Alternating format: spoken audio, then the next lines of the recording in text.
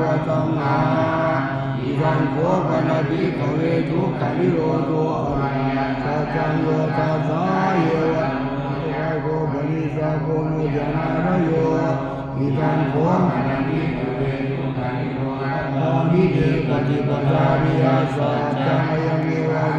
อาจามิโกมะโคเสยทิกังธัมมาวิสัมมาสังกัปโปสัมมาวาจาสัมมากัมมันโตอาจิโวสัมมาวายาโมสัมมาสติสัมมาสมาธิอิทังตุขังอริยสัจจังกิเลปิภเวมุเกโนสุเตสุสัมเมสุจาภูอุตตปาทิยานังอุตตปาทิปัญญาอุตตปาทิโลโกอุตตปาทิตังโคปนิจังตุขังอริยสัจจังปริเยยันติเมปิภเวมุเกอนันโนสุเตสุสัมเมสุจาภูอุตตปาทิยานังอุตตปาทิปัญญาอุตตปาทิวิชาอุตตปาทิอาโลโกอุตตปาทิ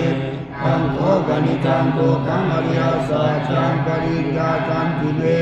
ภเวมุเกอนันโนสุเตสุสัมเมสุจาภูอุตตปาทิยานังอุตตปาทิปัญญาอุตตปาทิวิชาอุตตปาทิอาโลโกอุตตปาทิ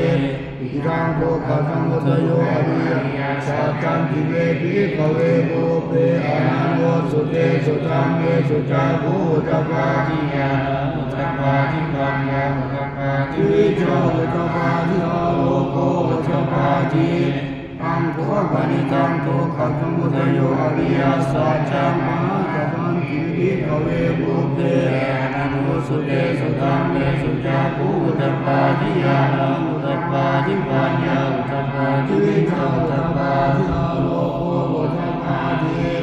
ตังโคปนิจังตุขังสัมพุทธโยอริยสัจจังมหากัปปันติวิภเวมุเกอนันโนสุเตสุสัมเมสุจาภูอุตตปาทิยานังอุตตปาทิปัญญาอุตตปาทิวิชาโลโกอุตตปาทิ